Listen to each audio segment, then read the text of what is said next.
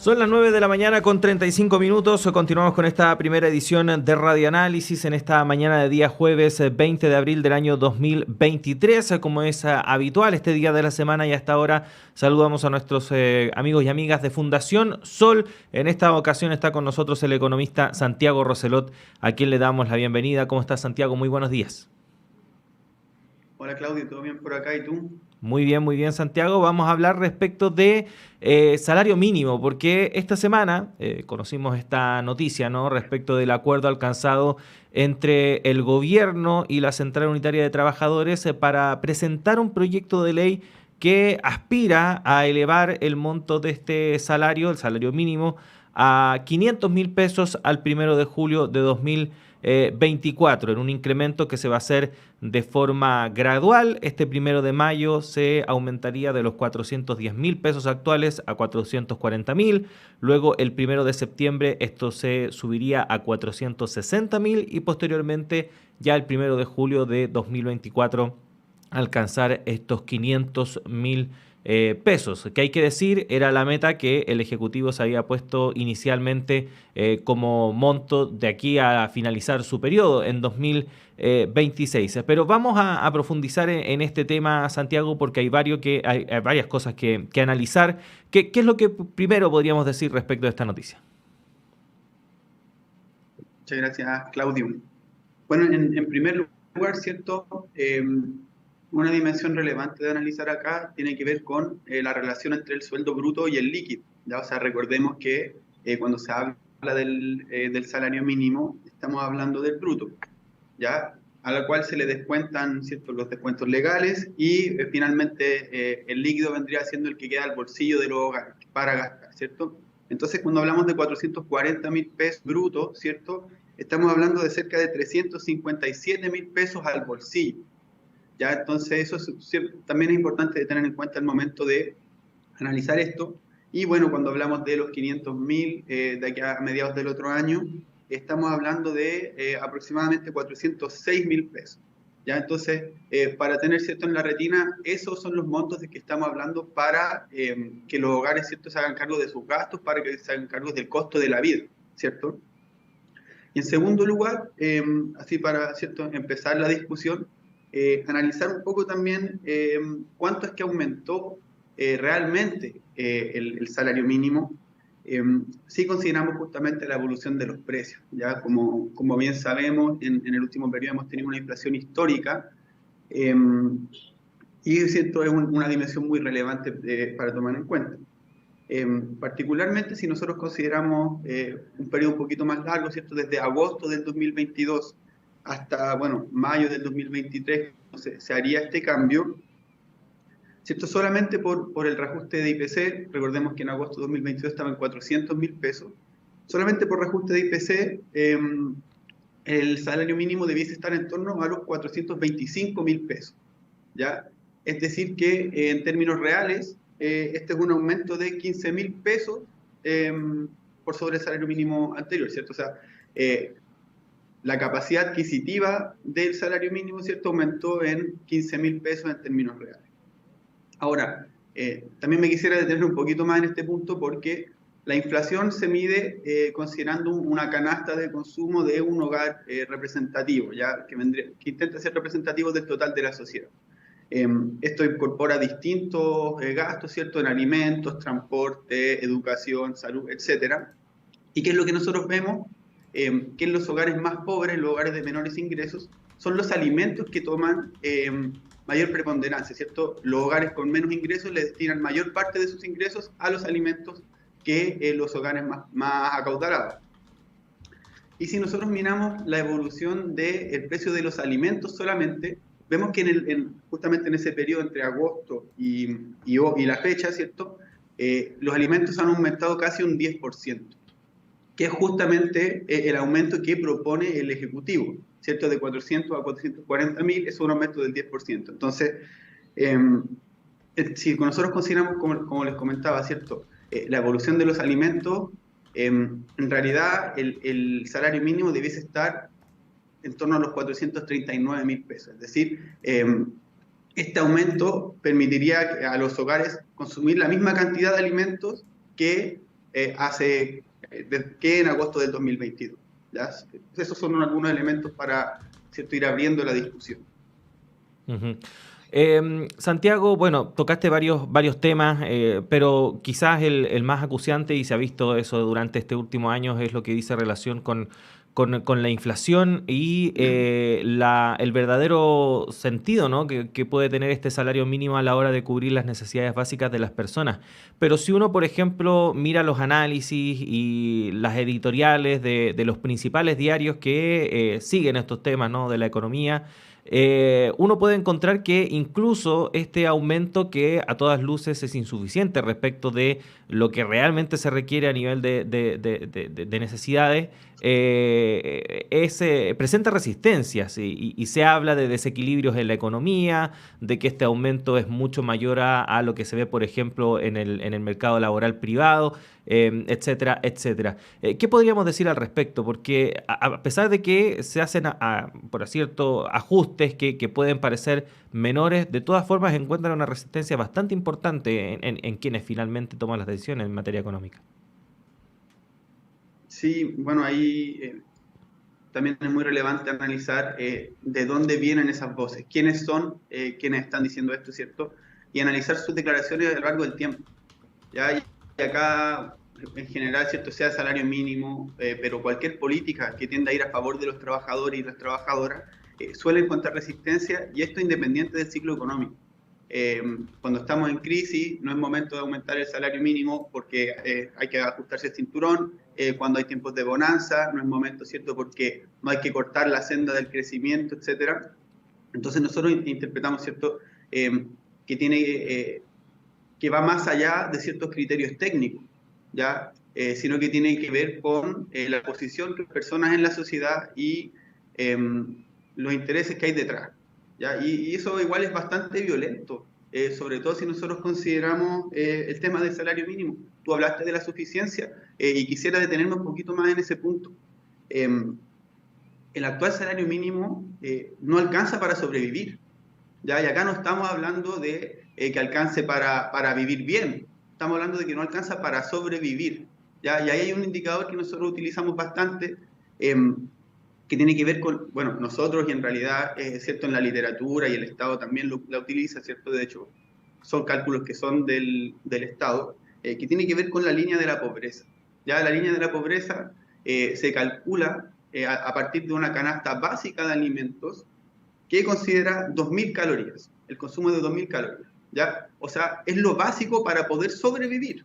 Nuevamente, ¿cierto? No vivir bien, no el buen vivir, sino que sobrevivir. Y si consideramos el valor, ¿cierto?, que va a alcanzar, que alcanzaría en mayo de 357.000 pesos, tener eso en la retina, el valor líquido, la línea de la pobreza para un hogar de 3 personas es de 475.000. Y para un hogar de 4 personas es de 581.000, ¿ya? En Chile los hogares tienen entre 3 y 4 personas en promedio. Entonces, bueno, ¿qué es lo que nos está diciendo esto? Que hay personas en Chile que trabajan 45 horas a la semana y que son pobres, que viven en la pobreza, que no les alcanza para sobrevivir. Y aún estamos muy lejos del gasto efectivo de los hogares que nosotros observamos, ¿cierto? O sea, los hogares, un hogar de 3 personas gasta, el 50%, ¿cierto?, de los hogares de 3 personas gasta más de 1.170.000 pesos. Ya, o sea, estamos muy lejos, una persona con el sueldo mínimo está muy lejos de poder alcanzar ese nivel de gasto, y si es que llega a alcanzarlo, está obligada a endeudarse, ¿ya? Y por eso es que nosotros encontramos que es sumamente violento también cuando se habla, ¿cierto?, de parte del empresariado, de ciertos integrantes, ¿cierto?, de los sectores políticos que toman las decisiones de este país, que no es momento de aumentar el salario mínimo, ¿cierto?, que no es momento de darle mayores herramientas a los trabajadores, cuando acá lo que está en juego es la vida, ¿cierto? Entonces, eso por un lado. Y bueno, también de la mano de eso, nos preguntamos, ¿cierto?, cuál es justamente el criterio para fijar este monto, para fijar esta meta que se propuso el gobierno de 500.000 antes de cerrar su mandato. Más allá de que sea un número cerrado, ¿cierto?, 500.000 pesos, algo más bien simbólico. Porque acá hay una discusión de fondo, que es cómo valoramos como sociedad el trabajo, ¿cierto? Nosotros estamos valorando, como les decía, ¿cierto?, vuelvo a repetir, valorando a alguien que trabaja una jornada completa, pero que no le permite vivir, o sea, no le permite sobrevivir, ¿ya? Y por eso nosotros creemos que es importante no solamente hablar de aumentos al azar, ¿cierto? O más que al azar, ¿cierto? Definir criterios arbitrarios, sino que fijarse en los datos, mirar cómo consumen los hogares, y ahí el primer paso, el mínimo, mínimo, mínimo, tiene que ser la línea de la pobreza, para poder avanzar, ojalá ya en un mediano plazo, hacia la suficiencia. Obviamente, esto tiene que hacerse con gradualidad, ¿cierto? Tiene que hacerse de manera responsable, y según nuestra lectura hay espacio para aquello, ¿ya? Pero falta voluntad política, y eso es lo que interpretamos nosotros. Ujú. A propósito de este último punto, Santiago, porque no de ahora, sino que ya desde un tiempo se ha venido conversando y debatiendo en torno a qué otras herramientas o qué otras fórmulas se pueden hacer para no depender necesariamente de esta negociación, ¿no? Que se hace periódicamente entre el gobierno de turno y la Central Unitaria de Trabajadores, más allá de la representación o no que pueda tener, por ejemplo, hoy en día la CUT respecto de el mundo del trabajo, tomando en cuenta que hay varios sindicatos, organizaciones que no necesariamente se sienten representadas por la CUT. En ese sentido, ¿qué otras alternativas se podrían alcanzar para efectivamente ir mejorando los salarios? Se habla del fortalecimiento de los sindicatos, a lo mejor a fin de año conocemos alguna propuesta respecto de negociación ramal. ¿Cómo ven ustedes eso? Sí, bueno, ahí son varios elementos los que mencionaste. Claro, efectivamente, en un análisis comparado llama la atención la forma en la cual se fija el salario mínimo en Chile, ¿cierto? Donde los trabajadores y las trabajadoras no tienen un espacio, una voz pulgante, ¿cierto? En esta negociación. No es una negociación, ¿cierto? Hay espacio en el cual la CUT conversa con el Estado, ¿cierto? Para hacer esta propuesta, que los invitan al Senado, etcétera. Sin embargo, no es vinculante, ¿ya? Y eso dista, por ejemplo, de lo que vemos en los países vecinos. O sea, Uruguay, por ejemplo, ahora está en rondas de negociación de rondas salariales que le llaman, ¿cierto? Que es justamente para fijar los salarios mínimos y ciertos pisos mínimos, eh, donde están los trabajadores y las trabajadoras como una actoría vinculante, ¿cierto? O sea, se da una mesa de negociación donde están los trabajadores, donde está el Estado, donde está también representantes del sector privado. ¿Ya? Entonces eso podría ser un modelo, ¿cierto?, en el cual se integren los trabajadores de manera vinculante. Y sobre todo, considerando la importancia del salario mínimo, o sea, acá también quisiera detenerme un poco en a quiénes afecta el salario mínimo. ¿Ya? Muchas veces se piensa que en el mínimo son estudiantes que están recién saliendo al mercado laboral, o trabajadores part-time, o que trabajan solamente en las pymes. Eso realmente no es así. O sea, acá estamos hablando de entre 800 y 900 mil personas, dependiendo, ¿cierto?, de la fuente, dependiendo de la estimación, que corresponde al 18% más o menos, ¿cierto?, de los asalariados privados, ¿ya? De ellos, un 25% trabaja en grandes empresas, es decir, una de 4 personas que gana el salario mínimo trabaja en una empresa de 200 o más trabajadores. No estamos hablando de pymes que les cuesta llegar a fin de mes, estamos hablando de empresas grandes que están pagando el salario mínimo. No estamos hablando tampoco de jóvenes, o sea, más allá de jóvenes, ¿cierto? No estamos hablando de personas sin responsabilidades, ya que si miramos los datos, un 42% de quienes ganan el salario mínimo tienen jefaturas de hogar, ¿ya? O sea, tienen un hogar a su cargo y están ganando este mínimo, ¿cierto? Que como les comentaba, en el líquido sería 357 mil pesos.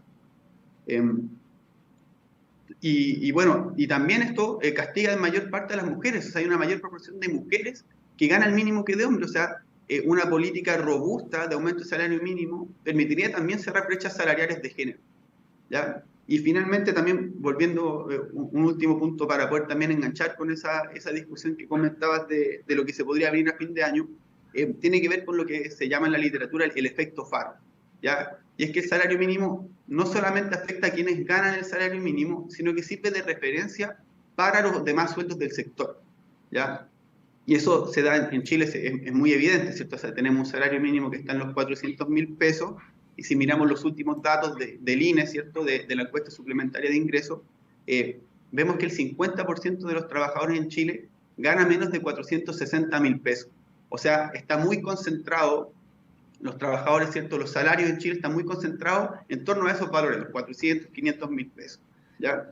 Y eso es, también nuevamente, si uno mira la evidencia comparada, eso es muy característico de países que tienen modelos laborales como los de nosotros, ¿cierto? Modelos de relaciones laborales como el de Chile, en el cual se presenta mucha simetría, ¿ya? Hay mucha simetría de poder, donde los trabajadores y las trabajadoras tienen muy poco poder relativo al empleador, a quien les emplea, ¿ya? Y una característica ahí que también llama la atención cuando uno mira el análisis comparado, cuando uno mira a otros países, tiene que ver con los niveles de negociación colectiva en Chile, ¿cierto? En Chile se negocia a nivel de empresa. Cada empresa tiene uno o más sindicatos, ¿ya? Y eso es lo que está definido por la Constitución, ¿cierto? Es lo que define la legislación. Y legalmente no hay espacio para negociar a mayores niveles. ¿Qué quiere decir a mayores niveles? Quiere decir a nivel de sector económico. Por ejemplo, los trabajadores del comercio que negocien en su conjunto, por ejemplo, que la agricultura negocien en conjunto, y así, etcétera, con los distintos sectores económicos. Eso está en el proyecto en el programa de Gabriel Boric, y esperamos que se pueda cumplir, ¿cierto? O sea, si nosotros queremos realmente poder transformar el modelo de relaciones laborales de este país, es necesario poder avanzar hacia una negociación multinivel, porque esto permitiría definir distintos mínimos, ¿cierto? O sea, en primer lugar, ya, siguiendo con el tema, ¿cierto?, central, tenemos el salario mínimo, ya nacional. Luego se fijarían a nivel sectorial, por ejemplo, otro salario mínimo y otras condiciones, otras garantías mínimas que tengan que ver particularmente con ese sector económico. Como les decía, el ejemplo de la agricultura o lo que pueda hacer. Y a partir de esos mínimos se negocia ya a nivel de empresa e incluso se podría negociar a nivel individual, ¿ya? Pero con mucho mayores garantías, ya que esto es un poco lo que se llama en la literatura el efecto cascada, ¿cierto? O sea, estamos negociando por nivel y asegurando una mayor cantidad de garantías y también que estas garantías estén asociadas a las particularidades de cada sector económico. Entonces eso, a nuestro parecer, y bueno, ojalá, ¿cierto?, adelantándonos a una discusión que esperemos que se dé y esperemos que el proyecto también pueda dar respuesta a las demandas, que esto es una demanda histórica de los sindicatos, ¿cierto? Y esto existió en Chile, eso es lo otro, ¿cierto? Acá es importante tener en cuenta eso, ¿cierto? Acá en Chile existió un modelo de relaciones laborales que en la dictadura se destruyó, ¿cierto? Entonces, a partir de ahí es que seguimos en esta senda, en la senda que estamos actualmente, de un modelo de relaciones laborales muy hostil para el trabajador y la trabajadora. Efectivamente, Santiago. Bueno, vamos a continuar analizando este y otros temas relacionados con la economía, con el mundo del trabajo, en nuestros próximos encuentros ahí con la Fundación Sol. Por lo pronto, Santiago, agradecerte nuevamente que hayas estado acá con nosotros a esta hora de la mañana. Un abrazo, que estés bien. Muchas gracias, Claudio, y un saludo ahí a todo el equipo también. Muchas gracias, Santiago. Y cuando son las 9 de la mañana con 54 minutos prácticamente, comenzamos a despedir también esta primera edición de Radio Análisis de día jueves